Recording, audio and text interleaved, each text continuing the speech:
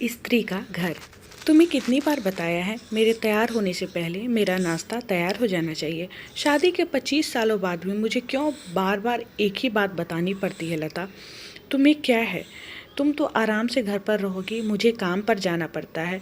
तुम हो कि हमेशा बेवकूफ़ों जैसी हरकत करती हो। अगर तुम यह सब जानबूझकर करती हो तो याद रखना मुझसे बुरा कोई नहीं होगा। आज भी प्रशांत का पारा चढ़ा हुआ था। इन कटु शब्दों में अपना गुस्सा उतारते हुए गीला तौलिया कुर्सी पर फेंकते हुए प्रशांत गुस्से से लता की तरफ देखने लगा। लता के लिए प्रशांत का यह बेवजह का गुस्सा कोई नई बात नहीं थी। वह महीने में 3-4 बार ऐसे ही लता पर बरस पड़ता था।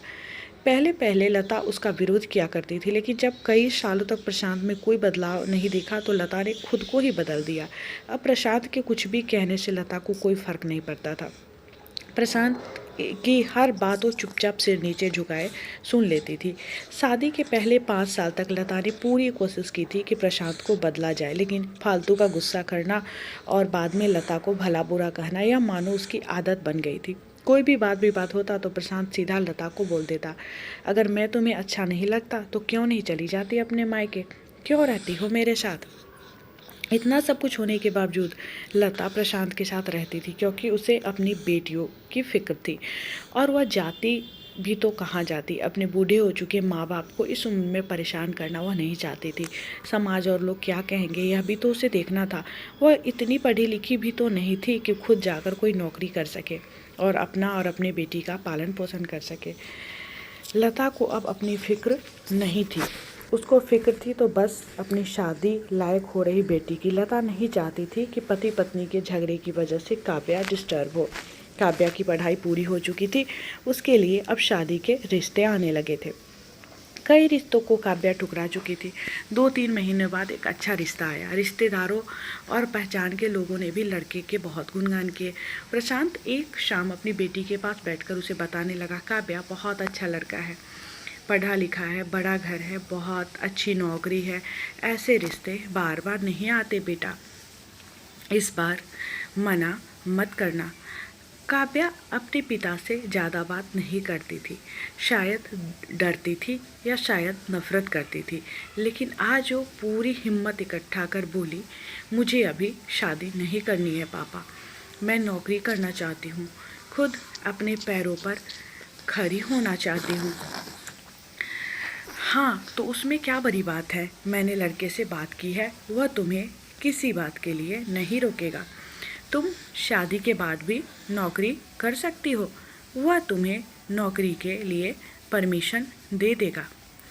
प्रशांत बोला, मेरा नौकरी करना या ना करना उसकी परमिशन पर क्यों डिपेंड होगा पापा।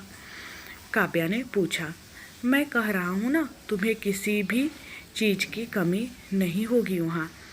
ऐसे रिश्ते बार बार नहीं आते, इसे ठुकराना मत, बहुत खुश रहोगी तुम वहाँ। प्रशांत बोला, पापा क्या मैं उतनी ही खुश रहूँगी जितनी मम्मी इस घर में खुश है। काव्या ने तंज कसते हुए कहा, आज तुम्हारी जबान कुछ ज़्यादा नहीं चल रही। प्रशांत गुस्से से आंखें बड़ी करते हुए बोला, पापा मुझे शादी ही नहीं करनी है, क्योंकि शादी के बाद अगर वह लड़का आपके जैसा निकला तो मैं क्या करूँगी। मुझे आपके जैसा जीवन साथी नहीं चाहिए जो बिना बात के मुझ पर हमेशा चिल्लाए। मुझे कुछ भी अपनी पसंद का लेना हो तो 10 बार सोचना पड़े, कहीं वह नाराज़ न हो जाए। मेरी तबीयत कैसी भी हो उसे परवाह न हो, रोटी थोड़ी सी मोटी बन जाए तो घर सर पर उठा ले, उसकी चेक बुक न मिले तो भी मेरा ही दोष निकले, और हर छोटी मोटी बात पर मुझे मायके जाने के लिए कहे। काव्या ने अपना दिल खाली करते हुए पापा से सब कह दिया। प्रशांत का गुस्सा 7वें आसमान पर था, लेकिन उसके मुंह से एक भी शब्द नहीं फूट रहा था। वो काव्या की बातें सुन रहा था।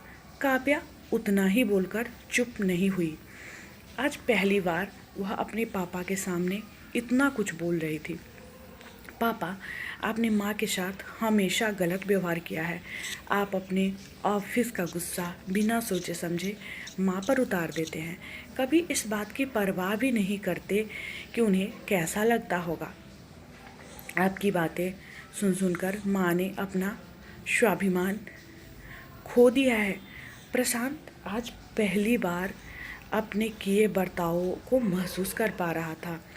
वो इतना ही बोल पाया, जो तुम्हारा मन है वो करो, मैं तो इतना बुरा हूँ ना। काव्या ने प्रशांत का हाथ पकड़ा और बोली पापा, मुझे सिर्फ एक सवाल का जवाब दे दो। क्या आप चाहोगे कि मेरा पति आपके जैसा हो? अगर आपका जवाब हाँ है तो कर दीजिए मेरा रिश्ता आज ही, और ना है तो मुझे आत्मनिर्भर बनने दीजिए। प्रशांत कुछ भी ना बोल पाया और वहाँ से चुपचाप बाहर चला गया। आज उसे लता के सामने जाने में शर्म आ रही थी। चलते चलते उसकी आंखों से आंसू बह रहे थे। प्रशांत ने आज से अपने आप को बदलने का निश्चय किया। अगले दिन से लता ने अपने पति में काफ़ी बदलाव देखा। वो सोचने लगी कि जो हिम्मत काव्या ने दिखाई है, वह हिम्मत अगर मैं पहले ही दिखा देती तो शायद आज परिस्थिति कुछ और होती।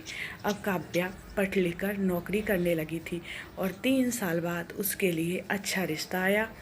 और उसकी विदाई पर प्रशांत बोला, बेटा तू हमेशा खुश रहेगी, क्योंकि तेरा पति तेरे बाप जैसा नहीं है। प्रशांत की यह बात सुनकर लता और काव्या के आंखों से आंसू बहने लगे। दोस्तों, हमारे समाज में औरत को भले ही देवी का दर्जा दिया जाता है, लेकिन वह स्वतंत्रता नहीं दी जाती जो उन्हें देनी चाहिए। उन्हें बचपन से ही बताया जाता है कि वह पराया धन है। स्कूल आने में देर हो जाए तो पिटाई मिलती है। मोबाइल पर बातें करते हुए दिख जाए या खिड़की से झांकते हुए दिख जाए तो शक किया जाता है। माँ बाप का घर तुम्हारा नहीं है, पति का घर ही तुम्हारा घर है।